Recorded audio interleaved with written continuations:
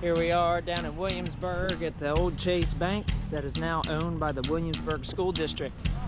We are doing a monster pine and the other two taller pines here. Let's get it.